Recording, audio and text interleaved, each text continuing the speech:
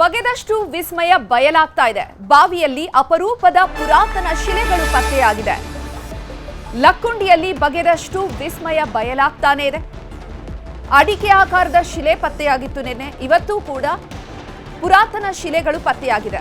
ಸಾಕಷ್ಟು ಪ್ರಾಚ್ಯಾವಶೇಷಗಳಿಂದ ಬಾವಿಯ ನಿರ್ಮಾಣವನ್ನ ಮಾಡಲಾಗಿದೆ ಅನ್ನುವಂಥ ಮಾಹಿತಿ ಸಿಕ್ಕಿದೆ. ಸುರೇಶ್ ಎನ್ನುವವರ ಜಮೀನಿನಲ್ಲಿ ಬಾವಿ ಇರುವಂಥದ್ದು. ಗೋಪುರದ ಮಾದರಿಯ ಶಿಲೆ, ಕಲ್ಯಾಣ ಚಾಲುಕ್ಯರ ಆನೆ, ಒಂಟೆ, ಯುದ್ಧದ ಶಿಲೆಗಳಿಂದ ಬಾವಿ ನಿರ್ಮಾಣ ಮಾಡಿದ್ದಾರೆ. ಯುದ್ಧಕ್ಕೆ ಬಳಸಿದಂತಹ ಒಂದು ಶಿಲೆಗಳೇನಿತ್ತು, ಆ ಯುದ್ಧದ ಶಿಲೆಗಳಿಂದ ಈ ಬಾವಿಯನ್ನು ನಿರ್ಮಾಣ ಮಾಡಿರುವಂತಹ ಮಾಹಿತಿ ಇದೆ. ನರಸಿಂಹ ಮೂರ್ತಿ, ಚಕ್ರ ಸೇರಿದಂತೆ ಹಲವು ವಸ್ತುಗಳು ಕೂಡ ಈಗಾಗಲೇ ಪತ್ತೆಯಾಗಿದೆ. ಸಾಕಷ್ಟು ಪ್ರಾಚ್ಯಾವಶೇಷಗಳಿಂದ ಬಾವಿಯನ್ನು ನಿರ್ಮಾಣ ಮಾಡಿದ್ದಾರೆ. ಲಕ್ಕುಂಡಿ ಗ್ರಾಮದಲ್ಲೆಲ್ಲ ಗ್ರಾಮದ ತುಂಬ ಎಲ್ಲೆಂದರಲ್ಲಿ ಇದೇ ರೀತಿಯ ಪ್ರಾಚ್ಯಾವಶೇಷಗಳು ಕೂಡ ಸಿಗ್ತಾ ಇದೆ. ಉತ್ಖನನದ ಸ್ಥಳಕ್ಕೆ ಇತಿಹಾಸ ತಜ್ಞ ಡಾಕ್ಟರ್ RM ಷಡಾಕ್ಷರಯ್ಯ, ಈರಣ್ಣ ಪತ್ತಾರ ಭೇಟಿಯನ್ನು ನೀಡಿ ಪರಿಶೀಲನೆ ನಡೆಸಿದ್ದಾರೆ. ಕೋಟೆ ವೀರಭದ್ರೇಶ್ವರ ದೇವಸ್ಥಾನ 12ರಿಂದ 13ನೇ ಶತಮಾನದ ದೇವಸ್ಥಾನ. ಲಕ್ಕುಂಡಿ ಇತಿಹಾಸ ಮರುಕಳಿಸಬೇಕಾದ್ರೆ ಗ್ರಾಮ ಸ್ಥಳಾಂತರ ಮಾಡಬೇಕು.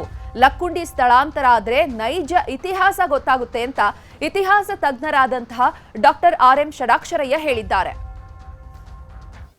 ಏನು ಪದರಗಳು ನಾವು ಮೇಲೆ ಒಂದ್ರ ಪದರ ಮೇಲೆ ಮತ್ತೊಂದು ಪದರ ಮತ್ತೊಂದು ಇದ್ದಾಗ ನಾವು ಪದರಗಳ ಅಧ್ಯಯನ ಅಂತ ಕರಿತೀವಿ ಪುರಾತತ್ವ ಅಧ್ಯಯನದಲ್ಲಿ.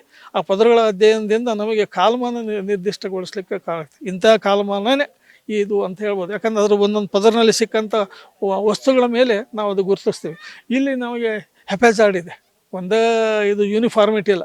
ಹೆಪಾಜಾರ್ಡ್ ಅಂದರೆ ಇದು ಒಂದು ತಗ್ಗಿದ್ದಾಗ ಮಣ್ಣು ಬೇರೆ ಇದು ಮಣ್ಣು ತಂದು ಮುಚ್ಚಾರ ಅನ್ನೋದು ಸ್ಪಷ್ಟ ಆಗ್ತದೆ.